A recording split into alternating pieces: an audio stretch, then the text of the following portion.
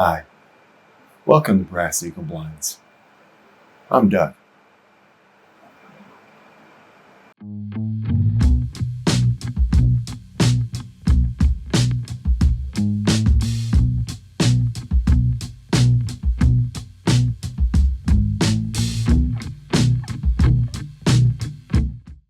Nick's not here. He's here in spirit. That doesn't mean he's moved on to the afterlife. It just means he's not here. And I'm sure he wishes he could be. You may be wondering why I'm trying to speak with my voice down. I would like to think that it's because there's other people in the house that are trying to sleep. Some might say that there are other people in the house that I don't want to know that I'm drinking. Who can say? What I'm going to be doing tonight, though, is kind of a Thirsty Thursday type thing. I know that we need some content, but Nick and I have a hard time getting together once every week, once every 2 weeks to shoot these videos. So in an effort to put out said content, every Thursday, Thirsty Thursday, I'm going to have a table set up in back. Hopefully you can see the table with many bottles on it back there.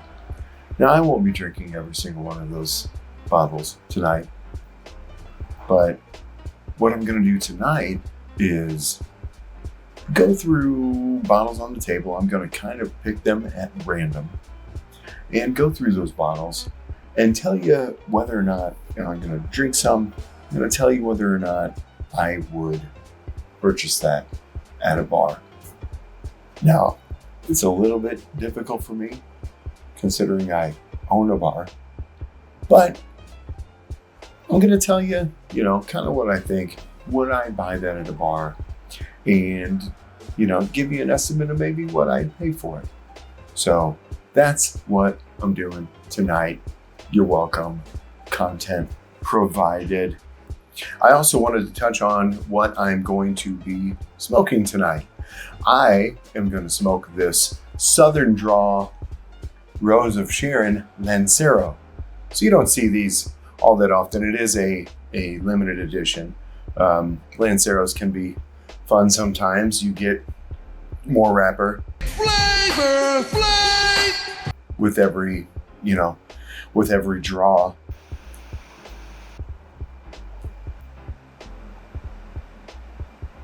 So I've got a number of different bottles on the table back there. I'm going to try to keep my selections to things that I would find in a bar.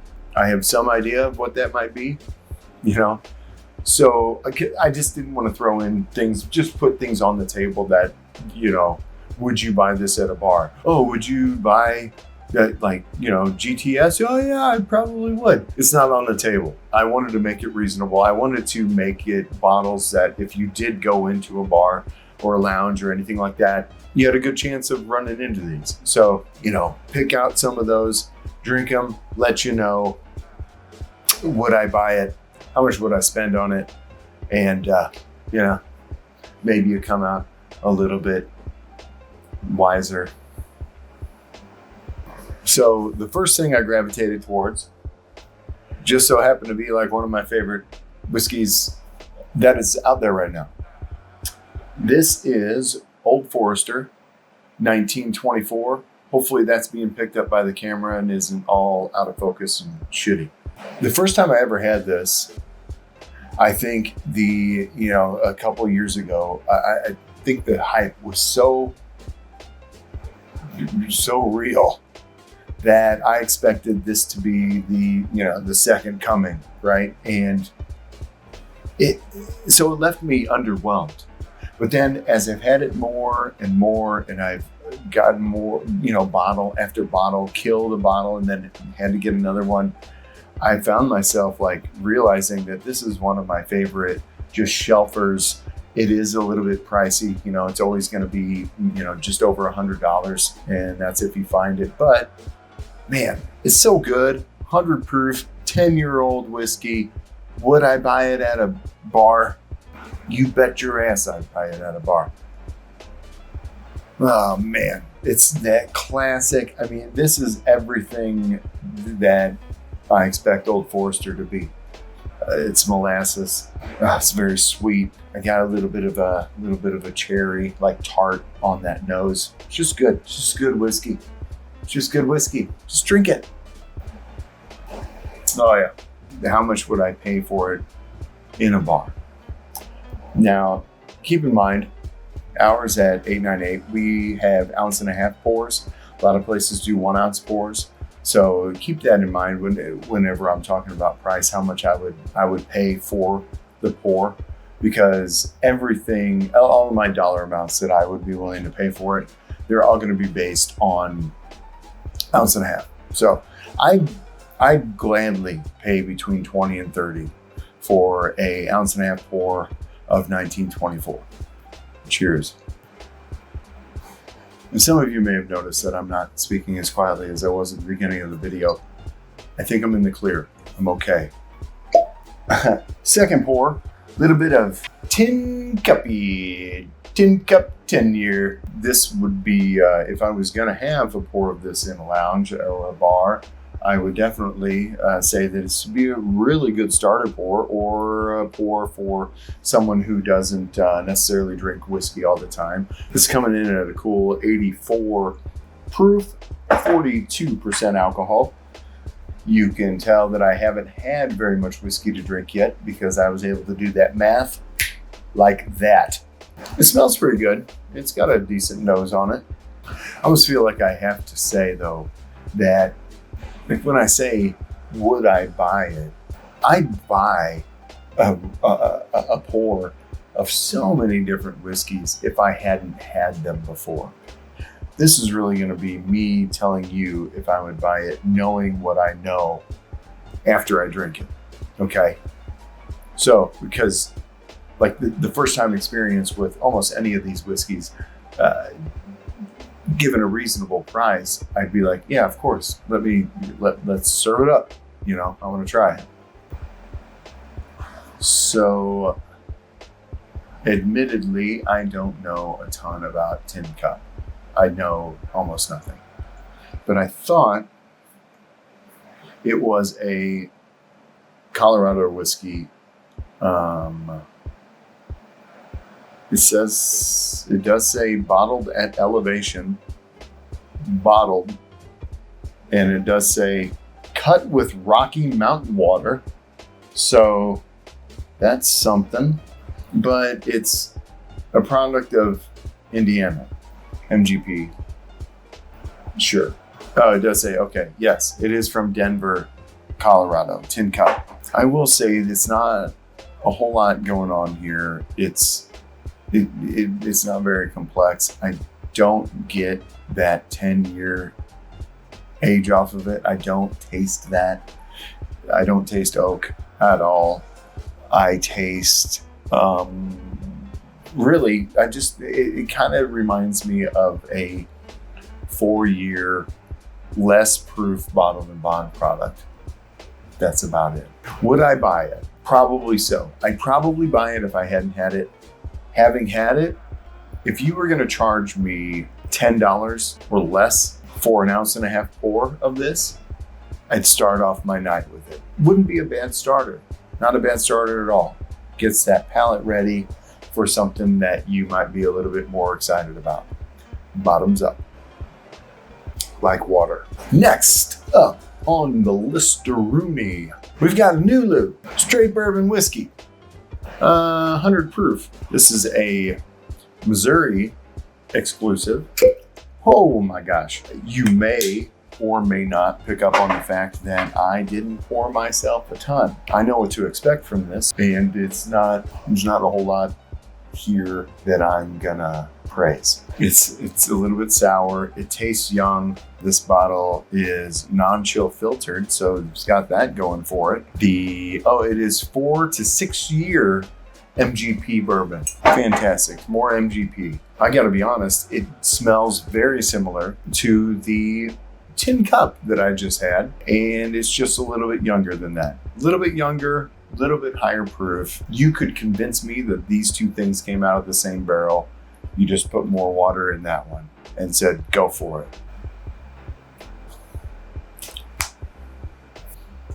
Nulu isn't one of my favorites. And I have another bottle of Nulu that is a double oak, and it's actually very good. I really enjoy it. This one I bought because they had originally priced it somewhere around that $79 mark, something like that, and had reduced it all the way to 29 bucks or something. So I grabbed it. It's like, oh, now it's in that budget category, right? So would I buy it at a bar? Knowing what I know now, no, I wouldn't, because I have a feeling that they'd charge me too much for it. But if I was there and I saw Nulu, ounce and a half pour, $7, this wouldn't be a bad starter again. It's not bad whiskey. It's just for what they were originally asking for it. It blows my mind that people bought it. What are we gonna have next? Oh, this one people need to know. This next one may ruffle a few feathers. I don't know. Maybe it won't. Whose feathers? I don't know. Because I don't really know anybody that's going out of their way to defend this. So I've got Kentucky Owl, the Takumi edition. What happened to Kentucky Owl?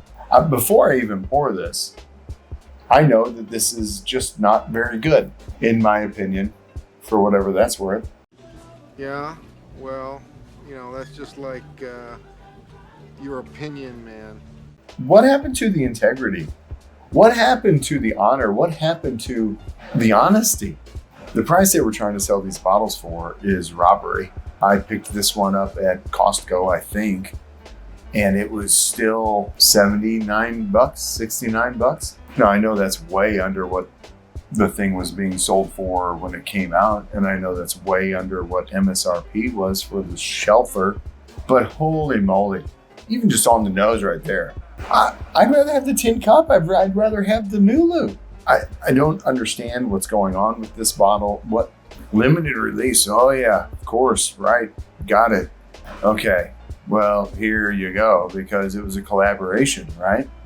So you had a Japanese master blender and then the Kentucky Owl master blender. They got together and came up with this masterpiece and said, this is it. We've done it. We've finally figured it out. We cracked the code. We know now how to make overpriced total shit whiskey. It doesn't even smell good.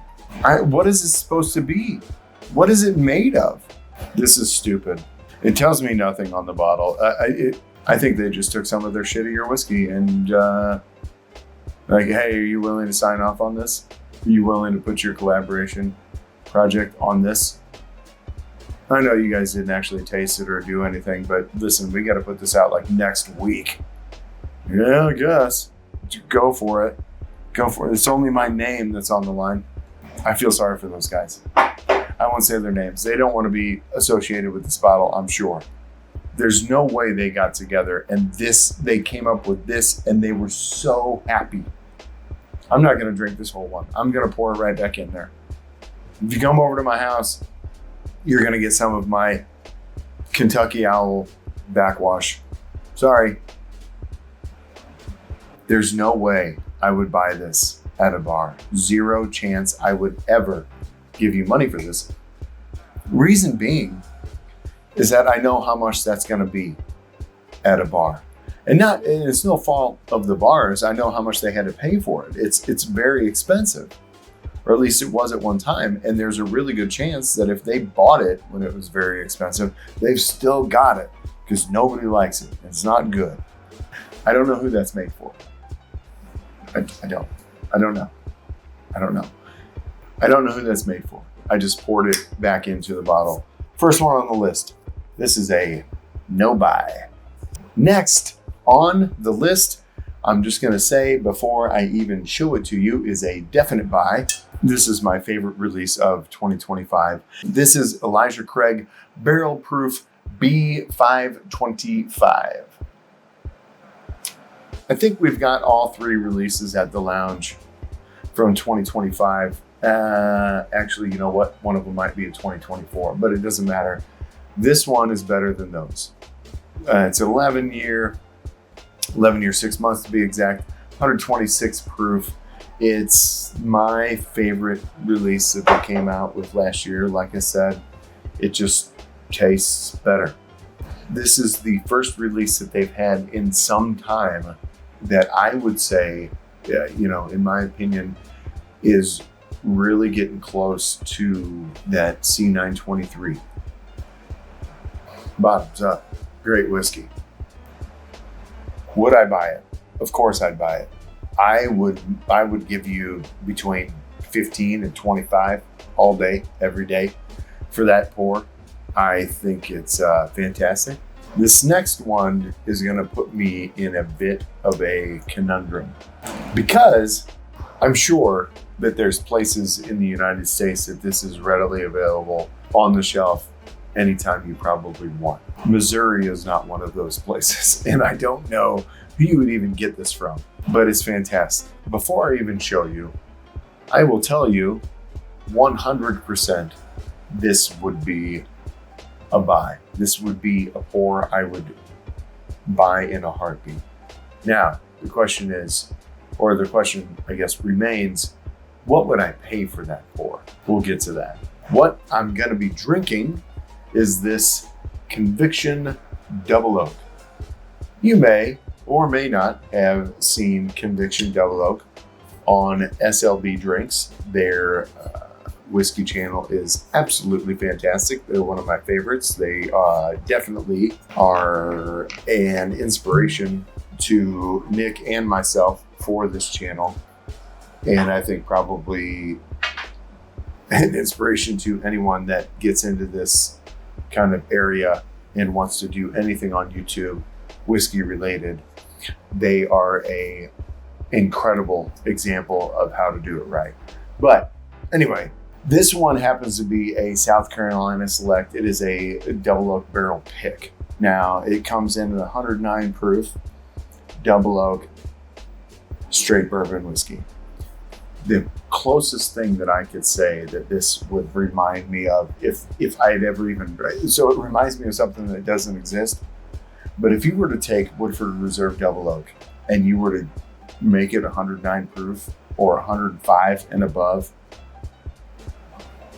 that's what we're dealing with here. And I know you can't really see it, and it might not translate in the glass, but the color on this is fantastic. I am a whiskey drinker who likes oak. I like a ton of oak, and I like the softness that it can sometimes bring, and I love the color that it can sometimes bring, even though that doesn't mean flavor. It just, my brain just goes darker, better, and I go with it. This is gonna sound strange, right? But it reminds me of a aged Jack Daniels product. I get so much marshmallow, so much of that brown sugar goodness on the nose, and I get the same thing from this. Oh my God, it's so good. That was such a cinnamon brown sugar taste right there. It really came through. I've only had this bottle for I don't know, maybe just a few months, 3 months or so, and that's how much I'm looking at left in this bottle. I do have a backup, so I wasn't trying to conserve it, but I just found myself going to it over and over and over again because it's so good. How much would I pay for it?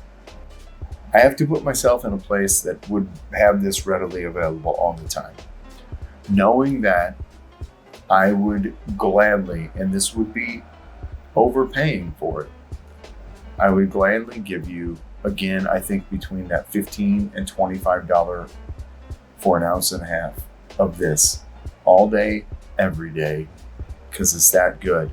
Does the shelf price dictate that it should be that much? No, it doesn't, but it's exceptional. And so if I ran into it at a lounge, at a bar, and it was, $27, almost $30, that would be stretching it, but I think I might still do it. Cheers. Now this next one is a no-brainer. Another no-brainer. You buy it every time. Every single time you go and you're looking for a pour, you get some of this. You just do because it's the best. Now, some of you that know me might have some idea of what distillery I might be holding right here on my knee. But for the rest of you, it is Jack Daniel's single barrel proof. Now, this particular bottle is an older one. I like this bottle, so I just keep filling it with new whiskey. The bottle's cool, so I'm gonna keep doing that.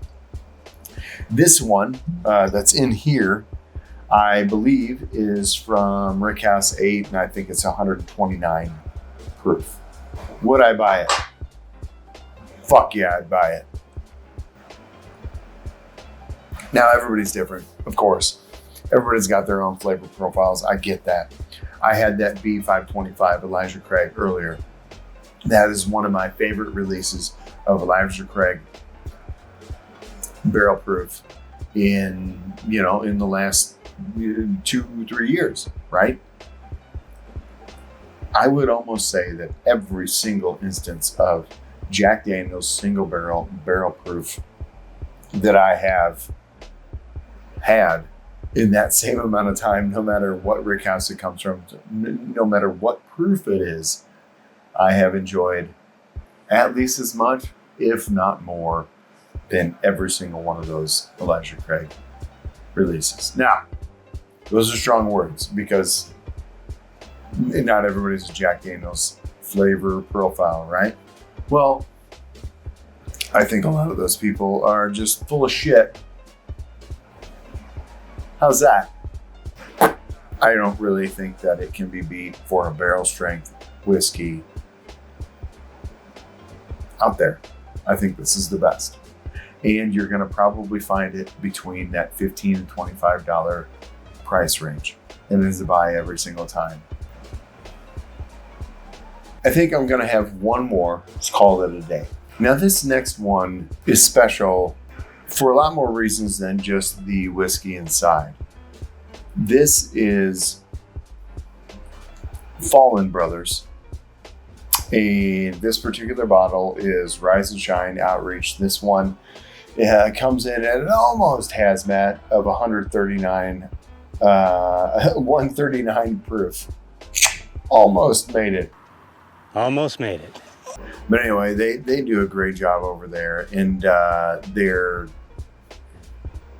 reason they're doing it is right, and the whiskey inside is right. So I think that the future is bright over there at Fowler Brothers. But anyway, this particular bottle is cast strength, of course, at 139 proof, Kentucky straight bourbon. So let's have a little bit of this. Fantastic company, fantastic people, fantastic representatives. I love dealing with them every single time that I get to talk to them. Shout out to you guys. You do great. For 139 proof on the nose, I just buried my nose in it and it didn't destroy my head. Getting back to the whole point of the video, would I buy it? Cheers.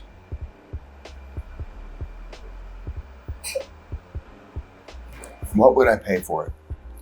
I don't remember what I paid for the bottle.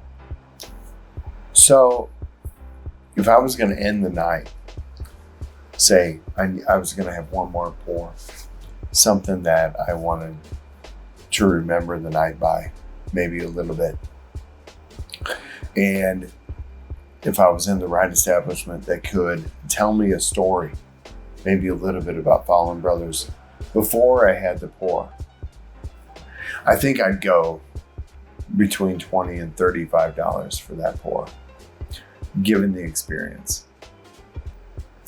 I hope, maybe you learned a little bit from this, or at least have a good idea of maybe what you want to do next time. If you see any of these bottles, please like, comment, subscribe. Please do that. It helps us actually a lot if you are into this thing we call whiskey. So please do that. Come back maybe next Thursday. Check out our next Thirsty Thursday video that we're going to have coming out. And I think, we're trying to put together another hazmat blind, but we have a special guest for that one that we're trying to put together. So it might take a little bit, but we're getting there. Stay tuned, and thanks for watching.